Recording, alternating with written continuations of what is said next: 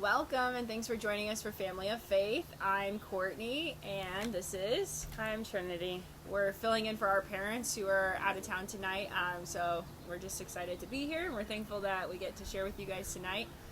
So this week is Mother's Day, so we thought it'd be a good idea to talk about our mom since she's not here, just kidding, but also just how awesome it is to have a mom like ours, and thinking about your own mom and your own relationship and just the importance of having that mother-child relationship and what that looks like. There's a few examples in the Bible that we're going to kind of touch base on, but I think for us personally, you know, we've gone through a lot of things with our mom. Our mom, if you know her, she's definitely someone who's strong, she's someone who is assertive, she's someone who's intentional, and so she's definitely brought us alongside through a ton of her experiences that we've been able to see and able to go through with her and see how she kind of comes out of those things. And so from a child's perspective, it's been really interesting to have a mom like ours. You know, I always would remember going to my friends' houses and meeting other moms and thinking my mom is just so different compared to these moms. You know, and at times, you know, it's not always perfect either, so I think that's important to understand, but knowing that, you know, your mom is in your life for a reason, and God definitely placed her in your life for a reason. I know you were thinking about moms in the Bible. Did you want to share that one? Yeah. All right, cool. And becoming a mom myself, for only 2 years, it makes it put a lot into perspective of, how much work being a mom takes, how much... what you have to think about. You have to be organized. Mm-hmm. You have to honestly all the life skills that your mom probably teaches you when you're growing up actually are something that we should pay attention to, because that's what we utilize, which is awesome. And also I wanted to touch base too. I asked people from Abundant Living give me some words about your mom that describes your mom, and they said strong, committed, loyal, hardworking, funny, goofy, which is a funny one, kind, godly, and rooted, which I loved. And I love that I feel like we're surrounded by moms that really, really do care and really are built on that foundation of God and are really rooted into community and the Bible and what God says. And I think it's an awesome, awesome opportunity that we have. So I wanted to talk about Elizabeth.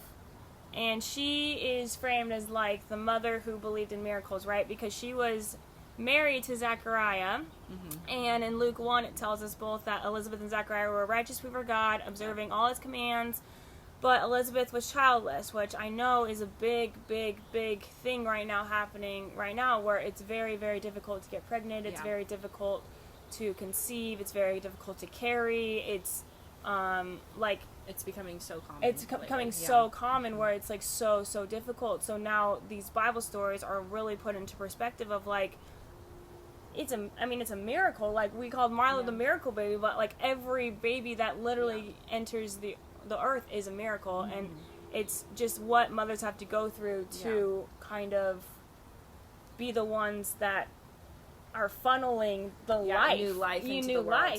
So it's amazing. So Elizabeth was childless. They both were older. People would have thought that sin would prevent Elizabeth. So people were talking about Elizabeth, she's the priest's wife, and they're talking about what's going on with her, why doesn't she have a baby, she should have an heir, all this stuff, which we can attest to Pastor Kid, the spotlight's on you. You're expected to be living in righteousness and having the perfect life, because if otherwise, then you must be doing something wrong, you must be sinning, because you're not getting everything that you want or necessarily are putting your faith towards. Or have the perfect image or life. Definitely. So everybody's looking at them. Creates a lot of pressure and a lot of stress. Can't even imagine what she would have gone through during those times of being in that position and not being able to provide an heir for him. Yeah, and for the church. So in Luke 1:13-14, it says, "Do not be afraid, Zechariah, your prayers have been heard. Your wife Elizabeth will bear you a son, and you will call him John." And this is my favorite part about this verse, because it says, "He will bring a joy and a delight to you." And I think that is something that we need in this life, right? We need joy, we need to delight in him, we need to understand that God's blessings and God's joy, and it says, "Many will rejoice because of his birth, for he will be great in the sight of the Lord." And even with Marlo, I felt so many people were wanting to know my story of how I got pregnant and how, like, the doctor said, like, it'd probably be difficult, and they were so inspired and so encouraged and so, like, you know, you testify about it because people are impacted by the fact that God was able to perform a miracle, and I get to experience this joy that God's providing me. Yeah, and for it's sure, amazing. for sure. And yeah, so that's the thing with Elizabeth, that she was overjoyed, and she said, "The Lord has done this for me in these days. He has shown his favor and taken away my disgrace among the people." Which that's funny to me to think that that's like her first thought, you know, like she's so concerned about what others thought about her. But I mean, it's real, like it's so relatable. And I think even today, like, people are definitely always concerned about what others think of you, and at the same time, it's like believing in God for your miracle and not losing hope in that. Like, I know, you know, many doctors told you, like, you could never have a baby. Yeah. And to see Marlo now, it's like amazing to know, like, that you know, obviously you went through such a gruesome experience, but also, like, God healed you, God's brought you from there, like, Marlo's healthy, you're healthy.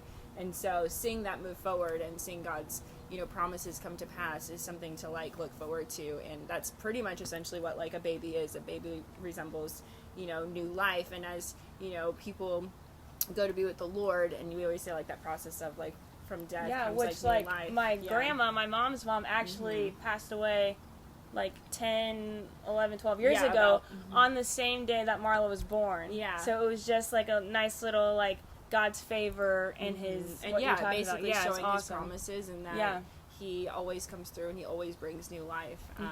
So obviously, like, you can share more about being a mom, because I'm not a mom yet. Hopefully I will be soon, you know, after James and I get married and everything. So exciting. But so I think just, like, being a kid and having that idea of, like, you know, my mom didn't necessarily, like, have to choose to have me. You know, a lot of people right now are, you know, pro-choice, and, you know, definitely, like, their business on what they do, but at the same time, like, thinking about, you know, kids who, you know, could have been aborted, or kids who were told they were, like, going to be dead, or something was going to be wrong with them, but, you know, their parents went ahead and had them anyways. Like, I always think about, like, you know, us, like, you know, we didn't, like, choose to be born, but, like, our parents definitely chose to, like, still have us. And so being grateful for that, even though, you know, I might not always see eye to eye with my mom, but being grateful that I was given, like, this life that I can live now, and given, like, this opportunity to be a part of her family and to be a part of that legacy and to be a miracle, essentially.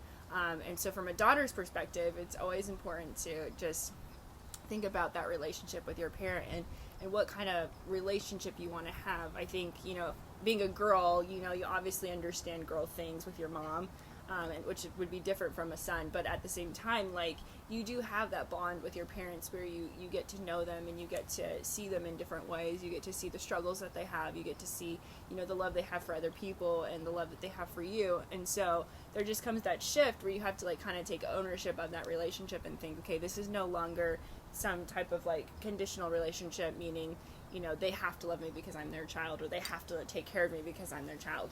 Well, now it's just, like, a matter of choice. Like, am I going to pursue a relationship with my mom or not, you know, as an adult? And so I think living at home the past, I don't even remember, my 9-year graduation just popped up today, so I guess 9 years since I've been at home, and thinking about how my relationship with my mom has progressed, and kind of just understanding her and her heart. I'm really thankful to have had these 9 years with her, and just to kind of see her and see how far she's come, even as a mom.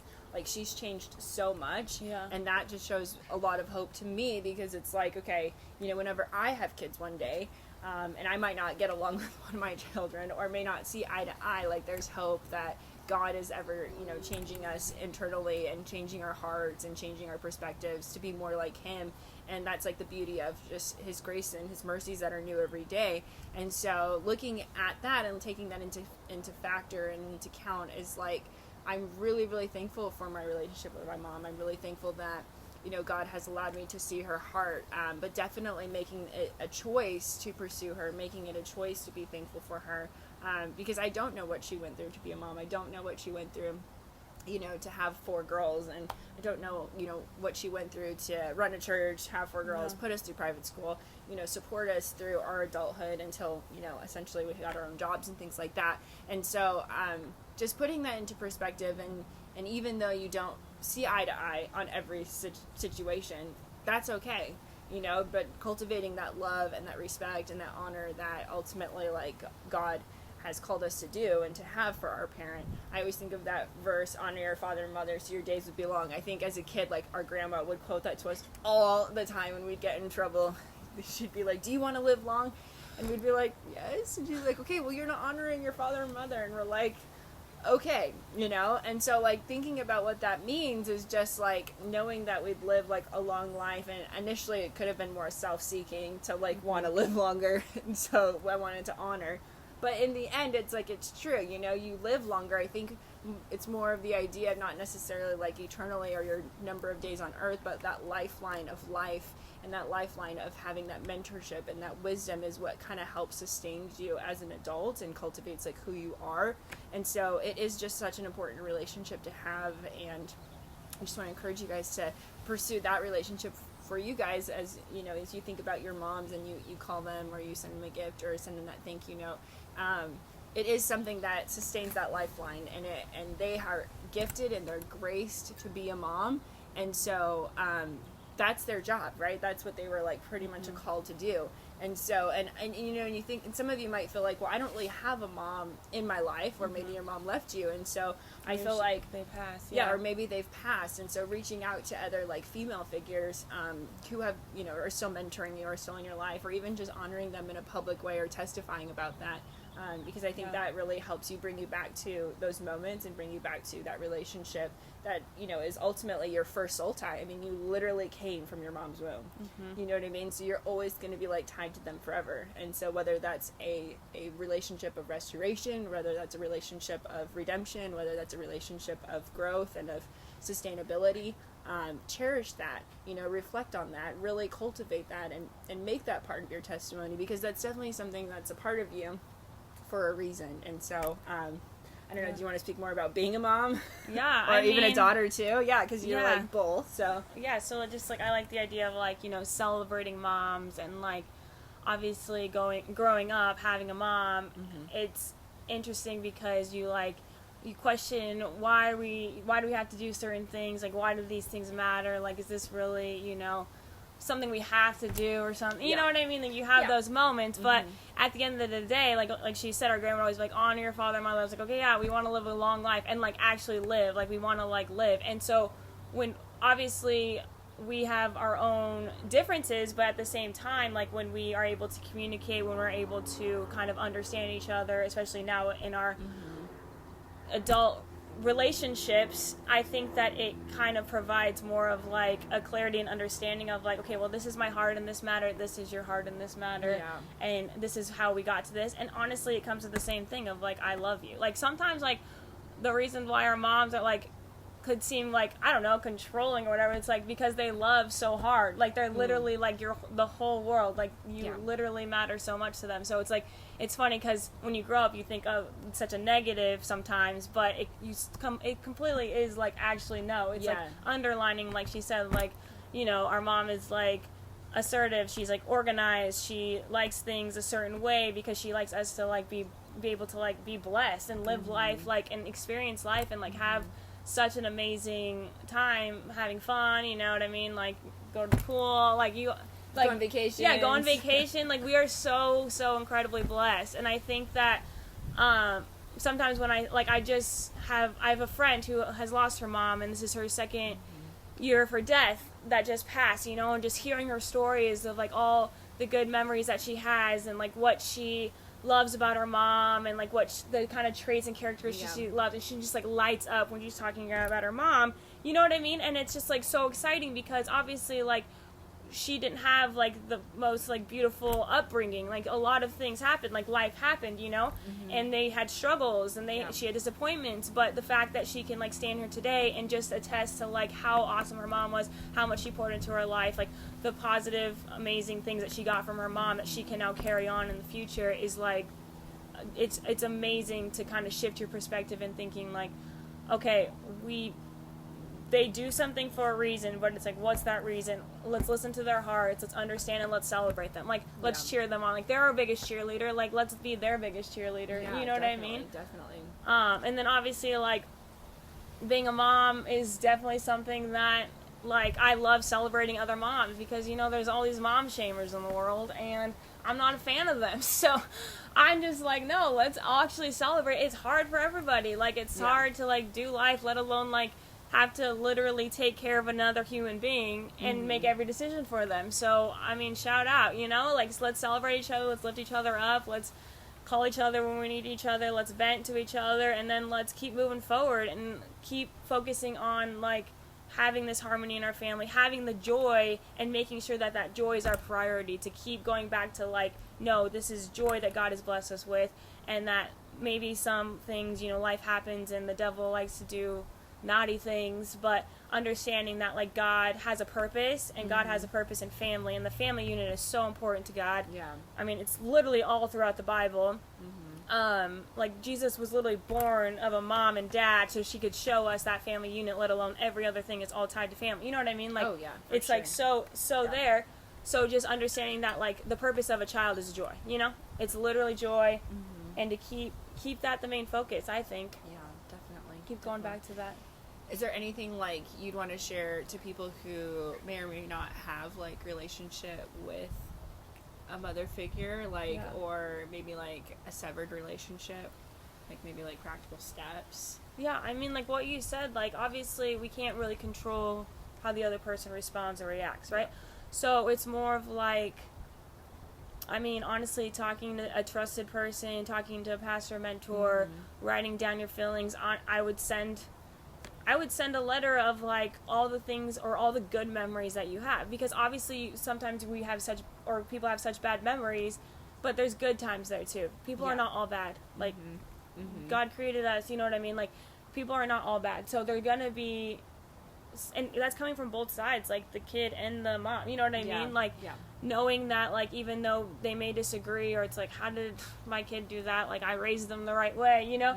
But understanding that, like, that the mom is the foundation. The mom, like she said, it's the first soul tie, it's the foundation. Like, loving them, I mean, loving them back to life is, like, one of my favorite terms I've been hearing lately. Yeah, no, that's so and good. it's literally loving them back to life. It's, like, not condoning, but at the same time, like, Yeah, you're still loving checking them in, and checking in. You're still praying for them. You're still, like, forgiving them. You're still wanting the best for them, even though you may not feel like those things are coming back in return, right? But I think, just, like, loving them holistically, or seeing them holistically. Exactly. Yeah. And also switching the narrative in your head. I feel like I talk about that all the time, but it's like, oh, like, you know, maybe, like, 10 years has passed since you talked to your mom or you talked to your child, and it's like that narrative that happened back then that is skewed because your feelings are probably hurt. Like, that's not how it is today. You know what I mean? Like, obviously people change and people grow. Yeah. And we're blessed enough to, like, have a mom where we can, like, I don't know, it's cool to watch in the stages of adulthood. You know what I mean? Because you could see, like, oh, okay, that's what my 50s will be like. Okay, in 40s, this is what I'm going to be thinking about. You know what I mean? Like, just, like, funny things like that I think about all the time. But, and understanding that, like, they're, like I said, like, people do things for different reasons, and trying to be a little bit more open-hearted to that and understand, even though, like, I mean, don't waver on your faith, don't waver on, like, you know, who God has called you to be, but at the same time, know that we are told to honor our father and mother, and we're told to love them, they're told to love us, you know, like, that's literally, like, how it is.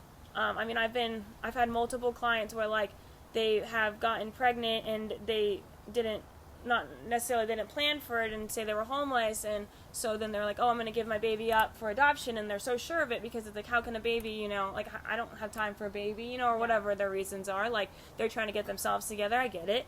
And then once they have the baby, the adopted parents were there, and she's like, no, I can't give my baby, because it's just, like, such an amazing, it's literally the coolest thing I ever experienced, but it's, like, such an amazing, like, miracle moment that happens, and that you're like, this is a part of me. Yeah. So that means a part of you is hurting. You know what I mean? Like, in those broken relationships, a part of you is hurting. So it's like, how do we coexist? How do we mend this relationship? What are our expectations for a relationship? Yeah. And then how do we go from there? For sure. I think definitely as an adult, like, you know, my relationship with mom is just so much different than what it was when I was a teenager. Like, I definitely didn't feel like I understood her. I definitely felt like we were just two different people from different planets, and I'm like, I don't even know how we're related half the time, you know. But then as an adult, I'm like, okay, yeah, I do this exactly like my mom. Yes, I do care about the same things like my mom does. Oh, okay, like I totally see her side on a lot of things, but I had to definitely make like an attitude change and a shift in my own thinking of like, okay, my mom is somebody who loves me and she cares for me, and that's what's important, right? It's not necessarily about things that I don't agree with or disagree with, or things that I feel like she's hurt me on, or things that, you know, I felt like I wasn't hurt on, or whatever the situation might be. But it's like, ultimately, I'm thankful that I have a mom in my life. I'm thankful that she's still around. Like you said, there's so many people that have lost their moms. You know, I have, you know, a few students who are adopted, right? And so they kind of get into that 4th grade age where they start to realizing like they're adopted. Yeah. That's like when it hits them. Yeah. And so they're just like, you know, do I miss my birth mom? Do I like my real mom? And I'm like, honestly, like, your mom's in your life for a reason, you know, the ones who adopted you. Yeah. And the other ones, you can still pray for them. You can still care about them too. And so thinking about that family unit that God has blessed us with, and being fortunate for that, but also being able to express, you know, that testimony to people who have broken relationships, and let them know that, like, even though, like, it might not seem good right now, or it might not seem like it's the best relationship, or whatever the case may be, is that God can always mend those relationships, and he can always put them back together, and he can always make them better. But as an adult, and as our part, it's our duty to definitely ask God to show us their hearts. It's our job to ask God to show us how to love them, to show us how to be authentic towards them, because we're not perfect either. And even though we might not, you know, be on the same page as somebody, that doesn't mean that we're the ones who are like dictating how they should act and who they should, what they should be and what they should say. That's God's job. That's not our job. But it is our job to love each other. It is our job to appreciate one another, to lift each other up, to encourage each other, just like Trin was saying, even like in the mom community. Yeah. And so I think going forward with this weekend, you know, if you are missing a mom, hopefully you're able to celebrate them. You know, hopefully you're able to, like, think about their good times, think about all the wonderful things that they've done for you, maybe the foundation that they laid, maybe the words of wisdom that they imparted. I think that's totally important to keep their legacy going, keep their memories alive, especially if you have children, especially if you have other family members sharing about them, because, you know, they lived an important life too. And if you have a mom who your relationship is severed, I think it's important to start praying for them. I think it's important to start, you know, forgiving them if you haven't, making those moves to see them the way that God sees them, because, you know, they're very much God's children just as much as you are. And then if you are fortunate to have your mom, you should look at this as a time to be grateful, a time to celebrate them, a time to think about all the wonderful things that they've done in your life. Because like she said, that there's going to be bad times, but there's oftentimes a lot of good things that they've done. And the Bible doesn't say that life is going to be easy, you know, especially when you become saved. I think, like, for my students, they always think, like, I'm saved now, everything's going to be great. And I'm like, well, no, God doesn't promise that. But God does promise restoration. He does promise healing. He does promise redemption. He does promise peace. He does promise hope. And so, enjoy. You know, enjoy. And it's our duty as believers to keep those things going. It's our duty as believers to pass those on to non-believers, to pass those on to our children, to pass those on to our friends. And so if we can't even do that in our own family unit, like, how authentic is that with your other relationships? You know, I always think, like, your first relationship you've ever had is your parents, like, literally, right? And then if you have siblings, that's going to be another one you have, but your first one is your parents. And so, you know, I was talking to somebody else, and I was just kind of like, if you cannot figure out that relationship and make that whole, whatever that looks like, whether they're in your life, whether they're distant, whatever, you know, God, you know, prepares your heart for it to be, it's really hard to have other relationships, and it's really hard to open up, and it's really hard to let other people in, because if your first relationship is broken, right, almost like your first love, you know, which it's God, you know, but then you also have your parents, like, and it's like, once you get that sorted out, it's so much easier to have, like, a love relationship. It's so much easier to have friendships, because you kind of, like, seen that modeled relationship of, like, God's love, of God the Father through your own parents, and then you're able to share that with someone else, right? You're able to see that, you know, in your future spouse or in your husband, you know what I mean? And so I think, like, that's important too. If you are struggling, it's really important to take some time to, like, really work on that, take some time to mend that, take some time to get healed from that, and, you know, stay connected with church, stay connected with your pastors. You know, you can let us know if you need prayer or need help, or we're definitely here to help you guys. But let's just celebrate our moms this weekend.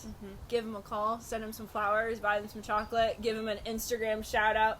Whatever you think like their love language might be, I think definitely show them that you love them and you appreciate them. You know, thank the mom figures in your life. If your mom's not around, I think that that's also important, because I know God's put many mom figures in a lot of people's life who have kind of taken on that mantle too. So, and if you're a mom yourself too, make sure you celebrate yourself. Yeah, celebrate yourself. Even if you lost your child and you don't, you know what I mean? Like, there's no kid physically right now to show for it. Make sure you celebrate yourself, because you are a mom. So. You are a mom and you did it. You're amazing. Yeah, you're awesome. I know. And you brought life into this world, and we're so thankful for that. So, all right, well, we're thankful that you guys joined us tonight. We hope you have a wonderful Mother's Day weekend, and Pastor David will be back on Sunday to preach, and we hope you have a great night. See you guys next time. Bye. Bye.